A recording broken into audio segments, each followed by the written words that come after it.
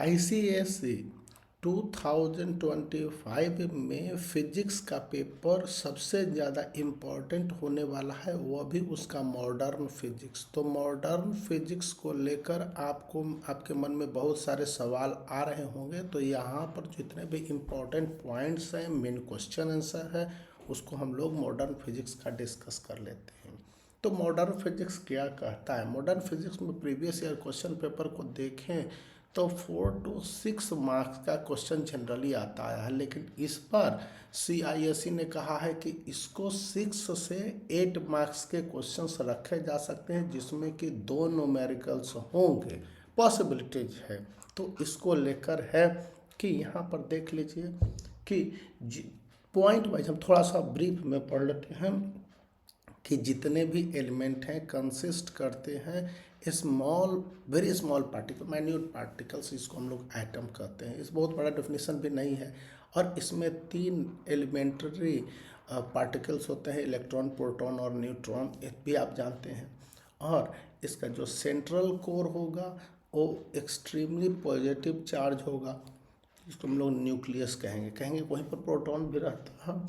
तो यहाँ पर जो कंपोजिशन ऑफ न्यूक्लियस है, तो लॉर्ड रदरफोर्ड ने 1911 में अल्फा पार्टिकल से थिन गोल्डन फॉयल पर बम्बार्डिंग किया था, और उसके लिए उन्होंने इसके एक्सप्लेन करने के लिए कि क्या एटम है, और उन्होंने एक small central and massive positive core surrounded by obtaining electron को प्राप्त किया।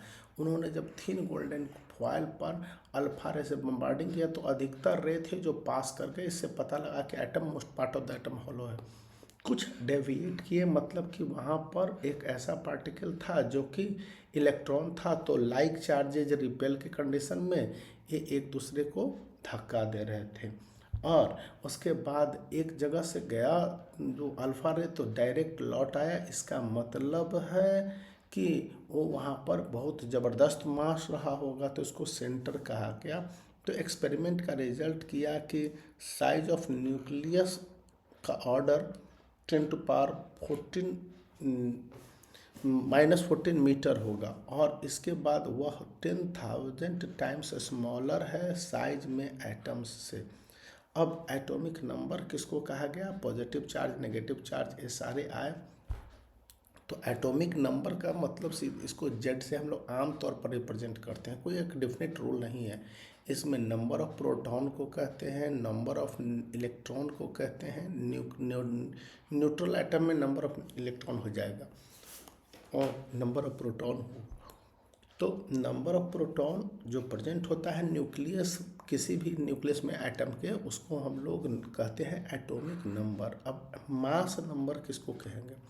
तो मास नंबर का मतलब हो गया किया sum of total number of proton and neutron. जितने भी प्रोटॉन और न्यूट्रॉन मौजूद है इनसाइड, इन दोनों को जोड़ दीजिए तो ये हो गया मास नंबर, जिसको ए से रिप्रेजेंट करेंगे।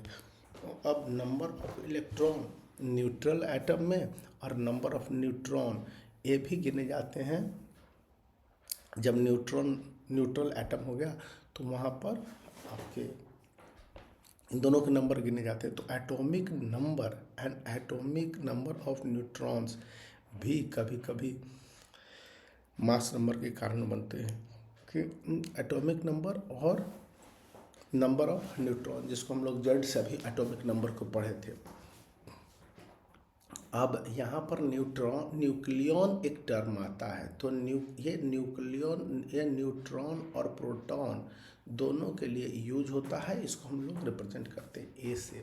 अब देख लीजिए कि इसको शोन करने के लिए एक एलिमेंट है, तो उसका नोटेशन कैसे करेंगे कि ऊपर में हम लोग मास नंबर दे देंगे, नीचे में हम लोग एटॉमिक नंबर रिप्रेजेंट कर देंगे। कि देख लीजिए हम लोगों ने जेड से एटॉमिक नंबर को रिप्रेजेंट किया हुआ है। फिर आइसोटोप, आइसोबार एंड आइसोमर्स बहुत आसान है यहाँ पर। जैसे कि एक एटम हो गया, इसमें आपका देख लीजिए जैसे हाइड्रोजन एटम है, तो हाइड्रोजन एटम में एटॉमिक नंबर सभी का सेम है, लेकिन मास नंबर डिफरेंट है। तो वो कहता है कि सेम नंबर ऑफ प्रोटॉन होगा लेकिन डिफरेंट नंबर ऑफ न्यूट्रॉन हो जाएगा। तो ये यहाँ पर कहेंगे कि आइसोटोप्स है। अब आइसो बार किसको कहेंगे? आइसो बार कहेंगे जब उसके पास एटॉमिक नंबर डिफरेंट हो जाएंगे और एटॉमिक मास है वो अलग अलग, और एटॉमिक नंबर डिफरेंट होंगे और एटॉमिक मास भी डिफरेंट होंगे।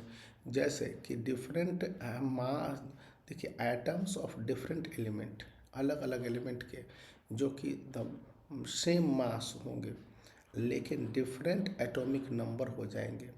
तो यहाँ पर देख लीजिए कि डिफरेंट एलिमेंट के, अगर एक ही एलिमेंट के यहाँ पर सेम एलिमेंट, यहाँ पर बात करता है सेम एलिमेंट एटॉमिक आइसोटोप में, और आइसो बार में डिफरेंट एलिमेंट हो जाता है। बस अंतर इतना ही होता है। आइसोटोन्स हो जाते हैं। आइसोटोन्स जैसे कि देखिए एलिमेंट है जिसके नंबर है इक्वल होंगे, लेकिन number of neutron equal number of neutrons A minus Z करेंगे, but number of protons are called isotones. जैसे लिथियम हो गया, बेरिलियम हो गया। यहाँ पर देख लीजिए कि यहाँ पर अलग लिथियम एंड बेरिलियम तो अलग अलग एलिमेंट है, और लेकिन इनके जो इक्वल नंबर ऑफ न्यूट्रॉन्स होते हैं, न्यूट्रॉन इनके इक्वल नंबर होंगे, ए से आप जेड को माइनस कर देंगे, लेकिन डिफरेंट नंबर ऑफ प्रोटॉन होंगे, प्रोटॉन का नंबर उसका अलग अलग हो जाएगा। तो ऐसा संभव है, ऐसा होता है। तो अलग अलग तरह के आइसोटोप्स, आइसोबार, आइसोटोन्स, आइसोमर भी होते हैं। तो यहाँ पर है। अब देखिए इस पर एक क्वेश्चन पूछा जाता है कि यदि एक के न्यूक्लियस में, ठीक है, न्यूक्लियस 92 आपका नीचे दे दिया गया, ऊपर दे दिया गया 238, तो find the number of proton and number of neutron. तो आप देख लीजिएगा कि मास नंबर क्या होता है जो ऊपर आपको रिप्रेजेंट करता है 238, और प्रोटॉन कितना होता है नीचे वाले नंबर को आप बताएंगे तो 92। तो अब नंबर ऑफ न्यूट्रॉन हमको बताना है, तो नंबर ऑफ न्यूट्रॉन बताने के लिए हम लोग क्या करते हैं, यहाँ पर भी अभी हमको एक फार्मूला मिलता है, number of neutron A minus Z कर देंगे। तो इससे ए माइनस जेड किया तो निकल गया हमको। अब रेडियो एक्टिव कहते हैं। देखिए हेनरी बैक्वेरेल एक बड़े फिजिसिस्ट हुए। इन्होंने एक स्पॉन्टेनियस न्यूक्लियस फेनोमेना को ऑब्जर्व किया था अनस्टेबल न्यूक्लियस वाले एलिमेंट से, जब उनसे एमिशन कर रहा था कुछ पार्टिकल्स जो alpha, beta and electro radiation gamma ray जो आया। तो इसके एलिमेंट को देखने के जो है ना रेडियो एलिमेंट कहा गया। तो अल्फा डी के ए कहलाता है कि अल्फा डी के ए कहलाया गया कि हीलियम न्यूक्लियस इमिट करता है।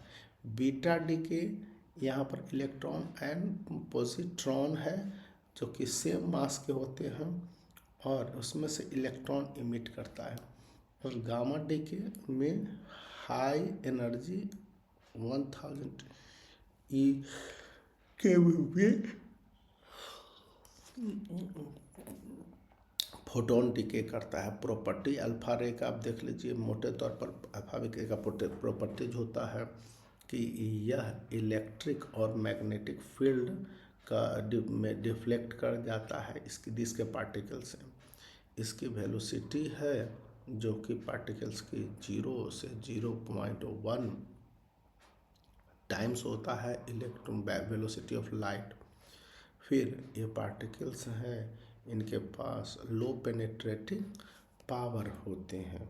वहीं पर आप इसके देख लेंगे कि पार्टिकल्स के पास आयोनाइजिंग पावर होते हैं बहुत ज़्यादा, और ये 100 टाइम्स ग्रेटर देन बीटा और 1000 टाइम्स ग्रेटर देन आयोनाइजिंग में गामा होता है। ये पार्टिकल फ्लोरोसेंस इन सब्सटेंस, चमक एक पैदा करते हैं like zinc sulphide and barium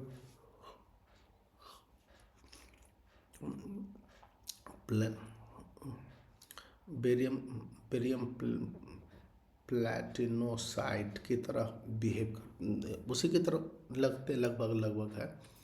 अब यहाँ पर है कि बीटा रे का प्रॉपर्टी देख लीजिए, मोटे तौर पर यही है कि बीटा रे को हम लोग इस तरह से रिप्रेजेंट करते हैं, जब ई और ऊपर 0 बना देंगे, नीचे -1 कर देंगे, तो ये एक कहलाता है कि चार्ज ऑफ इलेक्ट्रॉन की तरह है। और यह एक इलेक्ट्रॉन है और ये ऑर्बिट करेगा जो एटम में, लेकिन इमिट करता है, इज इमिटेड फ्रॉम न्यूक्लियस। तो बीटा रे का पार्ट जो आप पढ़ेंगे तो ये particles are deflected by electric and magnetic field, electric magnetic field से डिफ्लेक्टेड होते हैं। और वेलोसिटी ऑफ बीटा पार्टिकल्स होता है 1% से 99% ऑफ वेलोसिटी ऑफ लाइट होता है। यहाँ पर वेलोसिटी ऑफ बीटा पार्टिकल्स होता है जिसका ऑर्डर वेलोसिटी ऑफ लाइट की तरह होता है। इसका मास इंक्रीज करता है इन देयर वेलोसिटी के साथ। अब ये पार्टिकल्स होते हैं 100 हाई पेनिट्रेटिंग पावर होता है, 100 times larger than penetrating power of alpha particles. अब ये पार्टिकल्स हैं लो आयनाइजिंग पावर होते हैं, 1/10 of the ionising power of alpha particles होते हैं। अब गामा पार्टिकल्स होते हैं, तो गामा पार्टिकल्स को हम लोग इस तरह से रिप्रेजेंट करते हैं और ये शॉर्ट वेवलेंथ के होते हैं। एंगस्ट्रम में आपको दिखलाया गया है, इसका मेजरमेंट यूनिट वेवलेंथ का एंगस्ट्रम है। और इसमें 1/10 part of wavelength of X-ray होता है। तो यहाँ पर ये देखते हैं कि गामा रे होता है जो कि चेंज नहीं, आपको have do not have charge, इनके पास कोई चार्ज नहीं होगा, इसको जस्ट प्रोटॉन न्यूट्रॉन की तरह माना जाता है। एंड ये डिफ्लेक्टेड नहीं होते हैं मैग्नेटिक फील्ड और इलेक्ट्रिक फील्ड को लेकर। और इनका स्पीड ऑफ लाइट की तरह इनका स्पीड एकदम चला जाता है, क्योंकि ये इलेक्ट्रोमैग्नेटिक वेव की तरह बिहेव करते हैं। और ये रे में बहुत ज़्यादा पेनिट्रेशन पावर होता है अल्फा बीटा का। 30 सेंटीमीटर थिक आयरन शीट को भी पेनिट्रेट कर सकता है।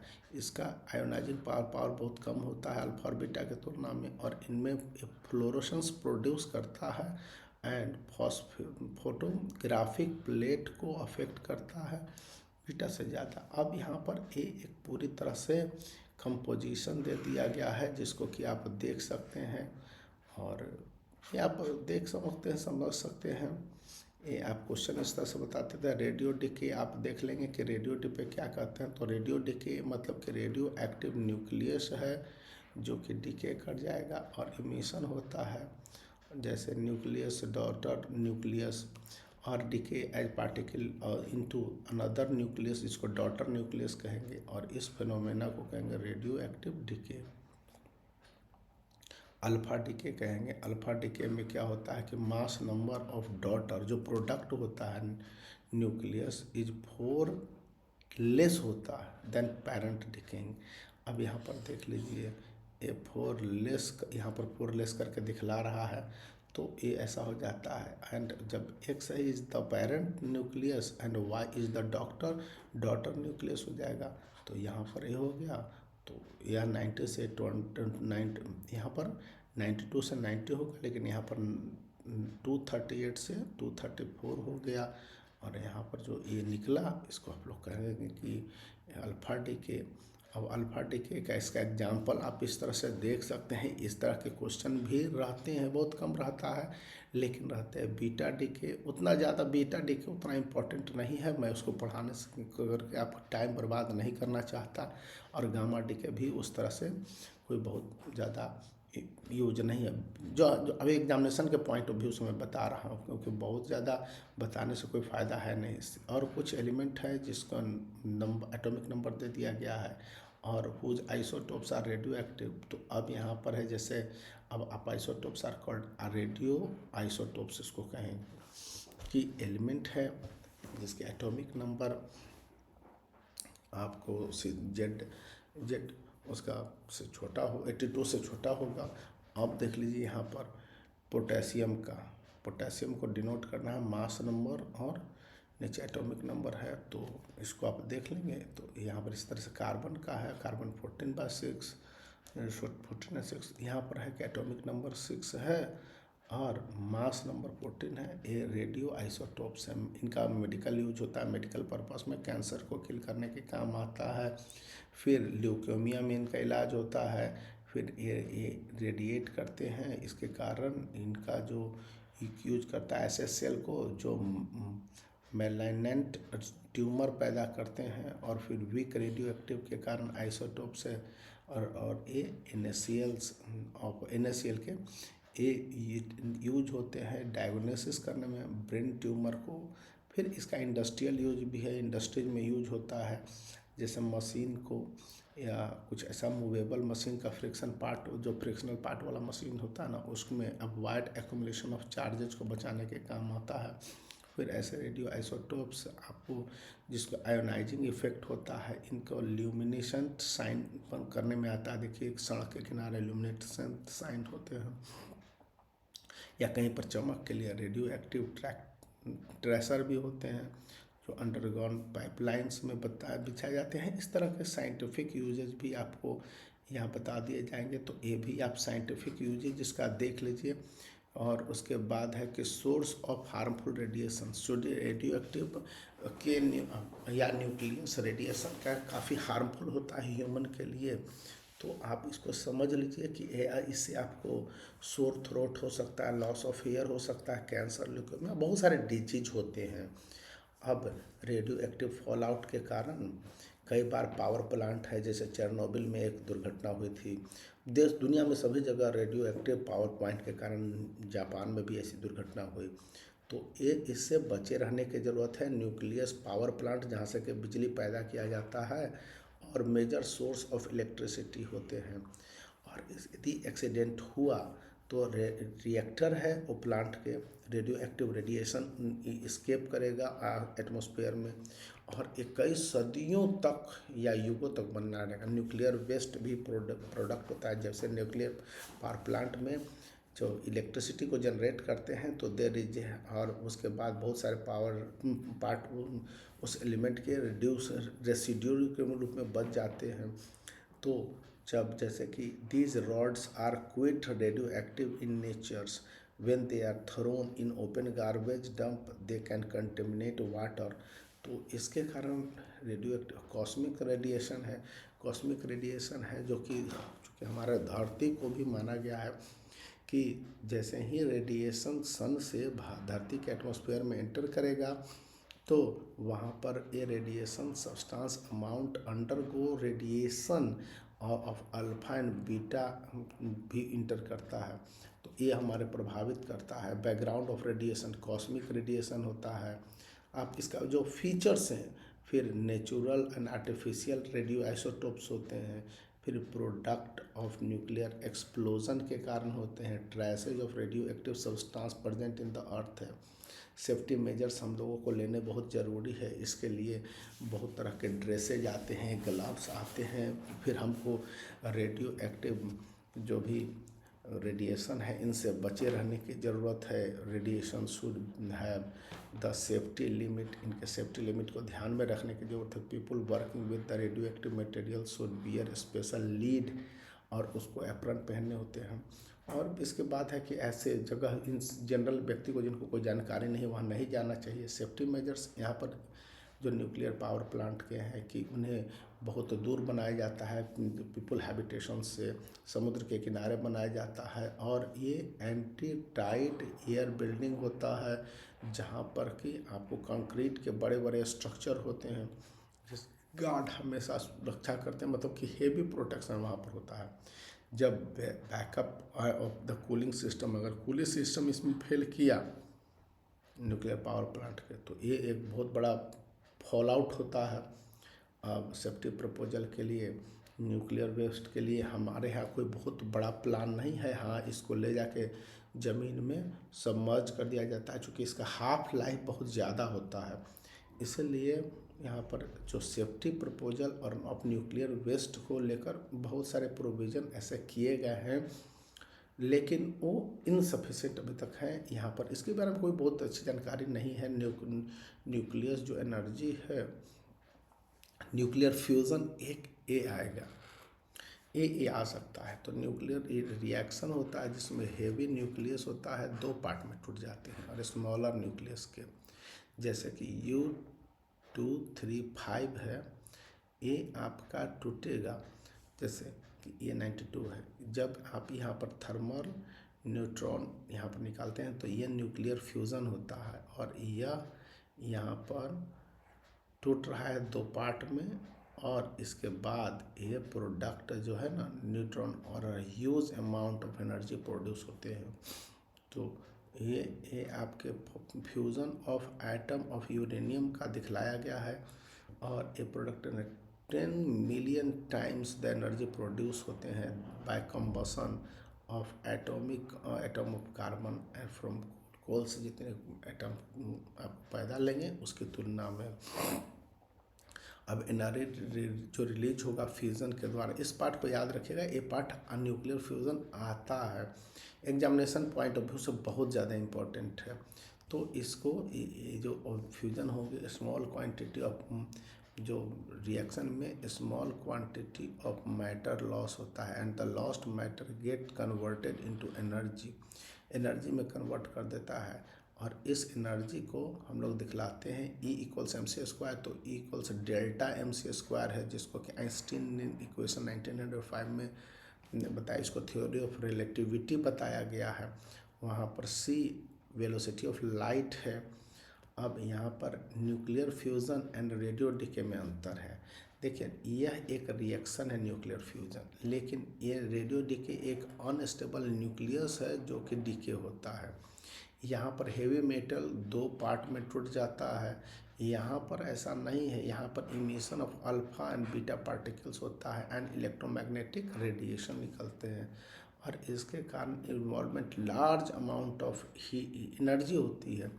तो इसके कारण ये होता है, ये कैरी आउट होता है जब बम्बार्डिंग किया जाता है विथ न्यूक्लियस एंड ये कंट्रोल्ड होता है।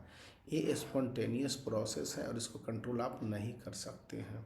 तो इस तरह से ये इसका न्यूक्लियर फ्यूजन है जो इनॉर्मस अमाउंट ऑफ एनर्जी पैदा करते हैं। It produces more energy than nuclear fusion, लेकिन इसको आप यूज कर पाएंगे इसकी अभी मतलब कि बहुत सारे जो कंट्री बताते हैं, लेकिन अभी तक साइंस कहता है कि इसकी कंट्रोल्ड यूजिंग बड़ी कम है।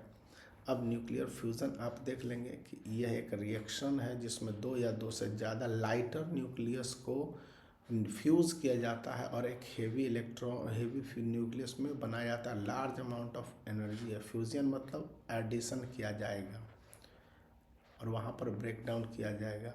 तो जैसे कि हाई टेम्परेचर में 4.15 मिलियन केल्विन में और यहाँ पर हाई प्रेशर 1 मिलियन एटमॉस्फेरिक में ये किया जाता है और तो किसको प्रोसेस न्यूक्लियस को जोड़ा जाता है।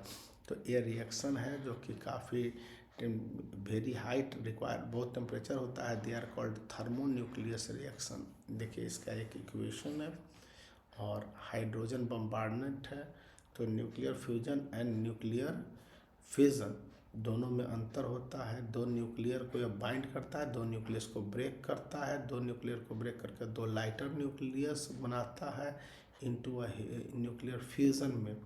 ये involve breaking of heavy nucleus into the lighter nuclear and a heavy two light nuclear पैदा करता है। यह क्या करता है कि बांध देता है। ये कैरिड आउट करता है bombardment of 2 thermal lighter nucleus को और ये कैरिड आउट करता है हीटिंग एट एक्सट्रीम टेम्परेचर। यह एक चेन रिएक्शन है, यह एक अनचेन रिएक्शन है, यह एक कंट्रोल्ड प्रोसेस है, यह एक अनकंट्रोल्ड प्रोसेस। यहाँ पर ख़त्म हो गया। अब आपसे आइसोटोप्स के बारे में पूछा जा सकता है। तो देख लीजिए प्रोटॉन, ड्यूटेरियम एंड ट्रिटियम को आप देख लेंगे और इसको आप बता देंगे कि आइसोटोप्स होते हैं जिसमें एटम ऑफ सेम एलिमेंट है। देखिए सब जगह हाइड्रोजन है, हाइड्रोजन के एलोट्रॉप्स है, तो having the same atomic number है। यहाँ पर एटॉमिक नंबर नीचे दिया हुआ है वो सेम है, लेकिन मास नंबर इनका डिफरेंट है, 1 2 3 हो गया। तो ऐसे आपको आइसोटोप्स कहते हैं। आइसोबार क्या कहते हैं? Give an example of isobar. यहाँ पर डिफरेंट एलिमेंट के जो मास नंबर होते हैं वो सेम होंगे, लेकिन डिफरेंट एटॉमिक नंबर होंगे। अब यहाँ पर ये देख लीजिए,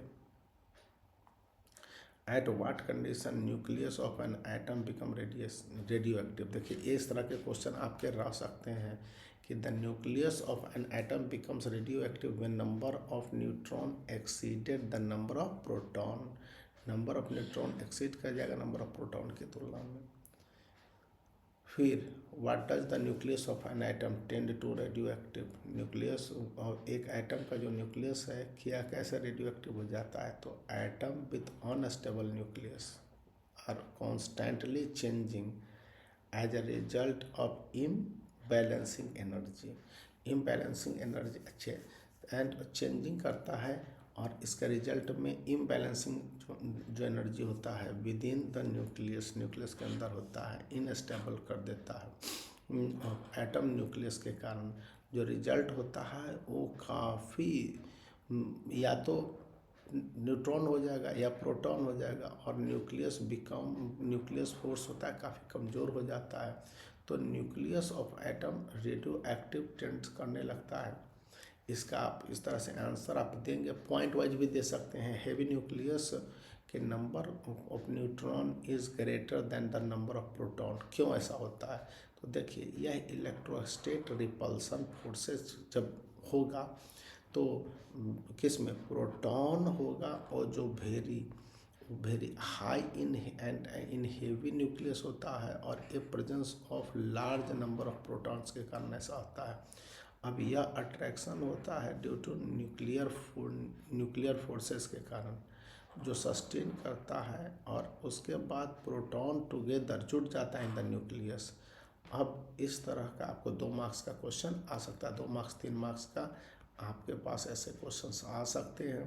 तो इन तरह से आप आंसर देंगे, डेकोरेट करके आंसर देने हैं, कोई बहुत ज़्यादा एक रॉकेट साइंस यहाँ पर नहीं है। मॉडर्न फिजिक्स में देखिए जो मुझे इम्पोर्टेंट लग रहा है कि हाँ एग्जामिनेशन पॉइंट ऑफ व्यू से क्यों आपको पूछा जा सकता है। देखिए यहाँ पर इस तरह के क्वेश्चन पूछे जाते हैं कि alpha and beta particle deflected in an electric field और magnetic field while gamma are not deflected, तो कमेंट द स्टेटमेंट पर आप जस्टिफाई कीजिए, कमेंट कीजिए, एक्सप्लेन कीजिए। तो अल्फा और बीटा चार्ज पार्टिकल्स हैं तो ऐसा हो जाता है, लेकिन यहाँ पर है अल्फा जो पॉजिटिव चार्ज पार्टिकल है, बीटा है जो नेगेटिव चार्ज पार्टिकल है, और उसके बाद they are deflected in the same field, जबकि गामा है न्यूट्रल है, तो ये नहीं होता है। अब इस तरह से 2 सब क्वेश्चन भी आ सकते हैं कि what happens the atomic number of an atom when alpha particles release करता है, जब बीटा पार्टिकल्स रिलीज करता है। तो आप जब देखेंगे कि जब अल्फा पार्टिकल्स इमिट करेगा तो एटॉमिक नंबर डिक्रीज हो जाएगा 2 के द्वारा और मास नंबर 4 के द्वारा, और जब बीटा पार्टिकल होगा तो एटॉमिक नंबर 1, और as it consist of electron. तो आप इसको इस तरह से लिखेंगे क्योंकि क्या व्हाट पूछा था, तो इस तरह से क्वेश्चंस का आंसर है। और आप हाँ एक फिगर बेस्ड जो डायग्राम बेस्ड क्वेश्चन है मैं देख लेता हूँ। डायग्राम बेस्ड क्वेश्चन है आपको वो ये करने के लिए आपको आएगा explain the brief statement radio active is a nuclear phenomena.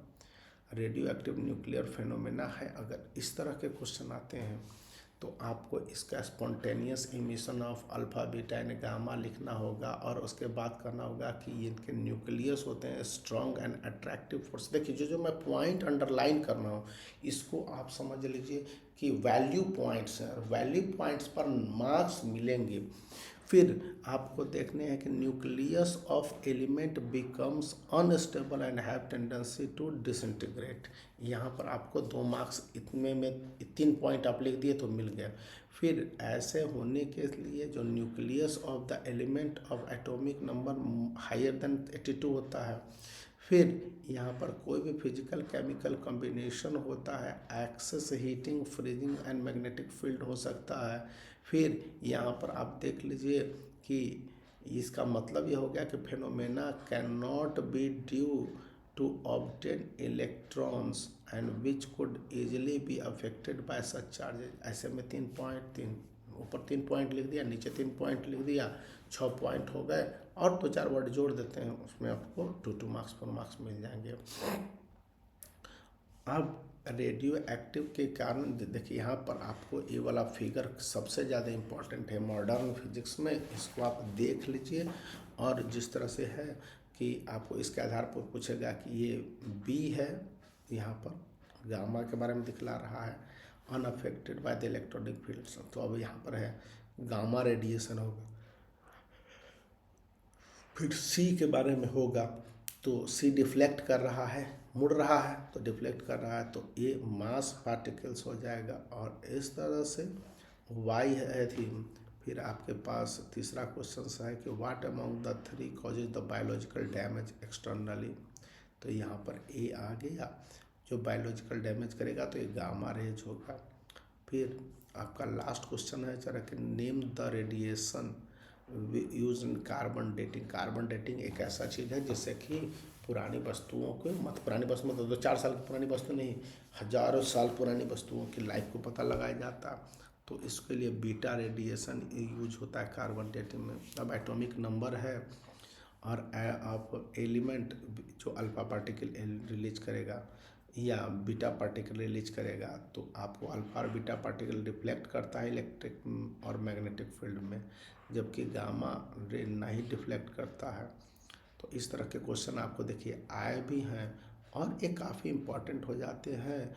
अब इसमें न्यूमेरिकल्स है, एक दे देगा आइसोटोप्स, आइसोबार एंड आइसोमर या रेडियो आइसोटोप्स पर ये दे देता है कि what is the atomic number of electron. तो यहाँ पर ये आप देख लेंगे कि अगर ए 235 है एंड जेड 92 है तो एटॉमिक नंबर आप इसको निकाल लेंगे कि इस तरह से एटॉमिक नंबर हो गया। इस तरह से जो इमिशन वाला है क्वेश्चंस एक रहना चाहिए, चाहे अल्फा इमिशन हो चाहे बीटा इमिशन हो। यहाँ पर देख लीजिए कि एक सर्टेन न्यूक्लियस है जो एक्स है, उसका एटॉमिक नंबर 14 है और मास नंबर 14 है और एटॉमिक नंबर 6 है। तो अब आपके पास है नेम द पार्टिकल इमिटेड, कौन सा पार्टिकल इमिट किया है, तो यहाँ पर बीटा पार्टिकल इमिट कर रहा है। क्यों बीटा पार्टिकल इमिट कर रहा है? क्योंकि emission there is gain in atomic number, atomic number में गेन होगा। आपको कहते हैं ना पार्टिकल इमिट करेगा, तो बीटा पार्टिकल नेगेटिव चार्ज होता है, तो इससे आपके गेन होगा इलेक्ट्रॉन में, क्योंकि वो नेगेटिव पार्ट जैसे रीच करेगा तो उसको पॉजिटिव पार्ट उसके पास आ जाएंगे। देख लीजिए यहाँ पर ये नेगेटिव पार्ट को लॉस रिलीज कर देता है। अब यहाँ पर है कि दिखलाएगा नेम द पार्टिकल इमिटेड और फिर रिप्रेजेंट इसको इक्वेशन के द्वारा रिप्रेजेंट किया गया है। फिर यहाँ पर कहता है रेडियो एक्टिव सब्सटेंस आयोनाइज्ड हो गया, उसमें आयनाइजेशन एक प्रोसेस है, तो उसमें would you expect to take neutral radio active. अब यहाँ पर कहता है कि neutral radio active during oxidization, तो oxidization is a phenomena in which involvement of electron take place, ऐसा होता है। फिर इस तरह के क्वेश्चंस हैं, आप देखिए। जैसे आपके पास एक क्वेश्चंस है 2023 में, बहुत पुराना है लेकिन ये बहुत ही इम्पोर्टेंट है। आइसोटोप्स यहाँ पर दे दिया गया है और कहता है कि अल्फा इमिशन हुआ तो क्या होगा। अब देखिए इक्वेशन है अल्फा इमिशन का, इस तरह से दे देंगे और उसके बाद जो रिएक्शन के बाद beta emission is as follows, उसके बाद बीटा इमिशन का भी दे देंगे। तो अल्फा इमिशन और बीटा इमिशन, तो राइट डाउन द इक्वेशन लिखने के लिए आपको इससे रहेगा। और जो मैं समझ पाया हूँ CISE को और जितना मैंने एक्सपीरियंस किया है और मेरे दोस्तों ने बहुत बताया है, तो मैं उसको आपको बता देता हूँ। तो आप इसको देख लेंगे एक बार फिर से और यहीं तक देख लीजिए। ज़्यादा रह जाना तो आप वीडियो को लाइक कर सकते हैं, चैनल को शेयर कर सकते हैं और सब्सक्राइब करना याद रखें। स्क्रीनशॉट है आप ले लीजिए और उसके बाद अपना वर्क कर सकते हैं। तो बाय फॉर नाउ, आप बने रहिए।